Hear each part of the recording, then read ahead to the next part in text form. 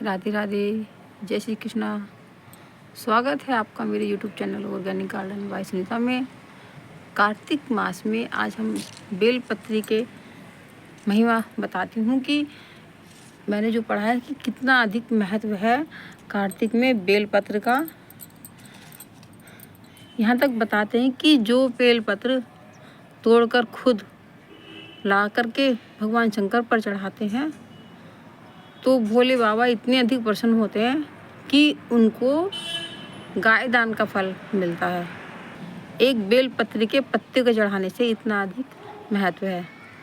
और कार्तिक में तो भोले बाबा को तुलसी जी की भी मंजली खूब चढ़ाइएगा, क्योंकि इसकी मंजली चढ़ाने से 1000 जन्म के सारे पाप नष्ट हो जाते हैं। इतनी महिमा है कार्तिक में तुलसी की मंजली और बेलपत्र का।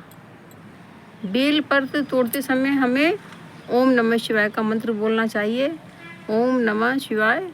और तुलसी जी की मंजरी तोड़ते समय ओम नमो नारायण का मंत्र बोलकर हमें मंजरी तोड़नी चाहिए। तो मंत्र के साथ अगर हम बेलपत्र और मंजरी तोड़ेंगे तो उसका भी बहुत अधिक महत्व है।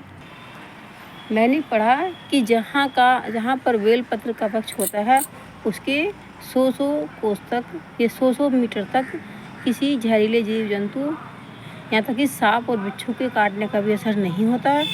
और यहाँ तक कि अगर किसी को सांप ने बिच्छू ने काट लिया तो वो जहर भी उतर जाता है। बेलपत्र के पेड़ की इतनी अधिक महिमा है, क्योंकि इनके चारों तरफ अमृत कलश रहता है।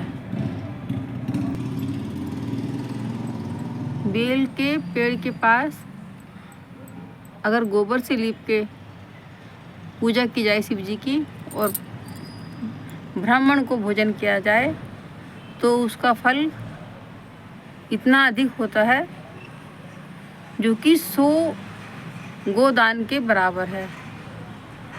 इतना अधिक कार्तिक में बेल की महिमा है।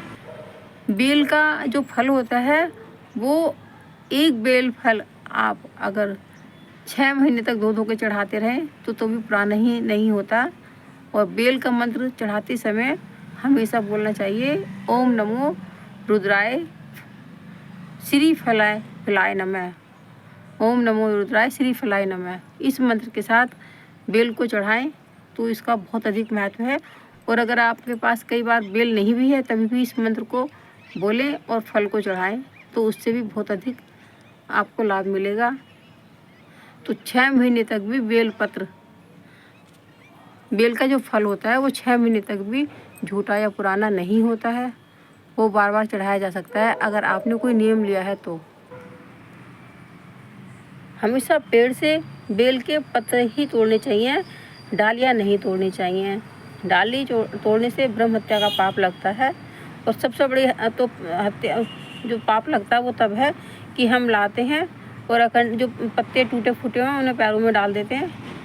तो जो पैर रख के चले जाता है उसको इतना पाप नहीं, जिसने वो पत्ता फेंका है या डंडियाँ फेंकी हैं उनको बहुत अधिक पाप लगता है। इसलिए ध्यान रखें, पेड़ से जब भी तोड़ें अखंडित बेलपत्र ही तोड़ें, कभी भी टूटे फूटे पत्ते ना तोड़ें और उनकी शाखाओं तो बिल्कुल नष्ट ना पहुँचाएँ।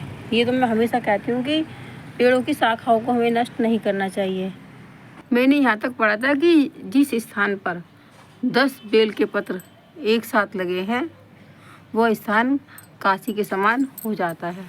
उस स्थान की इतनी महत्ता हो जाती है कि काशी के समान होता है।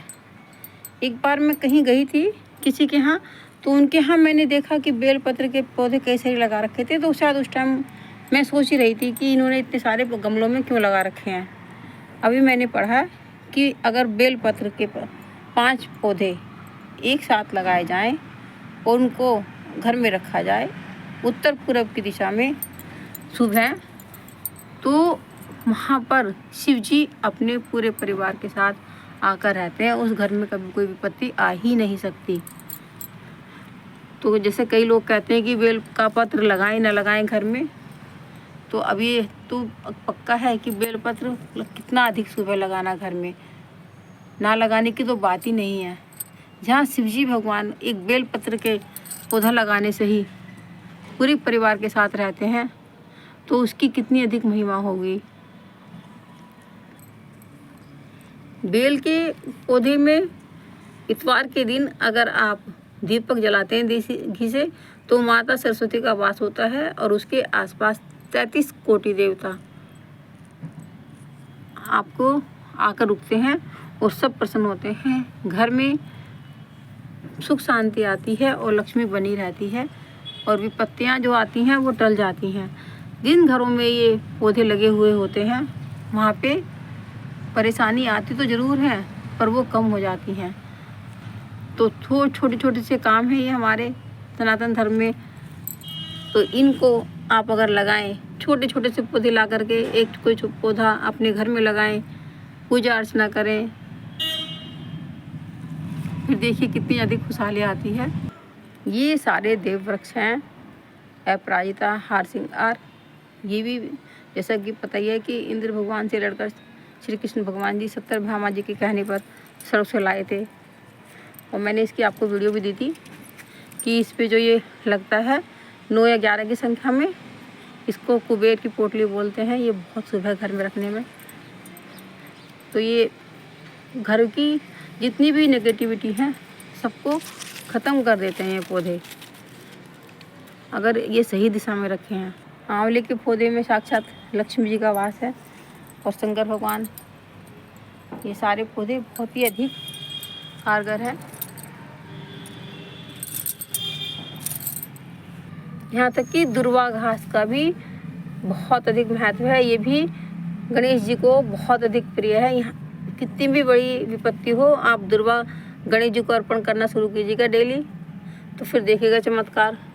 तो छोटी छोटी सी ये जानकारी आपको पसंद आई होगी। अभी तो आप सोच रहे होंगे कि कार्तिक तो अब ख़त्म हो गया। नहीं, एकादशी से जो 5 दिन कार्तिक के होते हैं वो पूरे कार्तिक का फल देने वाले होते हैं।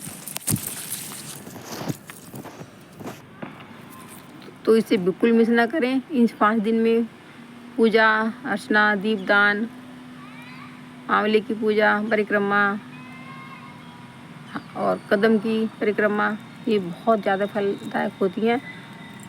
राधे राधे, जय श्री कृष्णा। दामोदर मास की बहुत बहुत शुभकामनाएं। कृपया वीडियो को पूरा देखें, लाइक करें और शेयर करें। छोटी छोटी सी जानकारी बांटने से ही अपने धर्म को भी आगे बढ़ा सकते हैं और अपने घर की नेगेटिविटी को दूर कर सकते हैं। तो एक दूसरे पर शेयर ज़रूर करते रहिएगा। जितना अधिक शेयर करेंगे उतना ही अधिक फ़ायदा होगा। फिर किसी जानकारी के साथ आपसे मिलती हूँ। जय तुलसा माता, जय लक्ष्मी मातेश्वरी माता, जय राधे रानी, जय दामोदर भगवान, जय पटवारी माता की जय हो।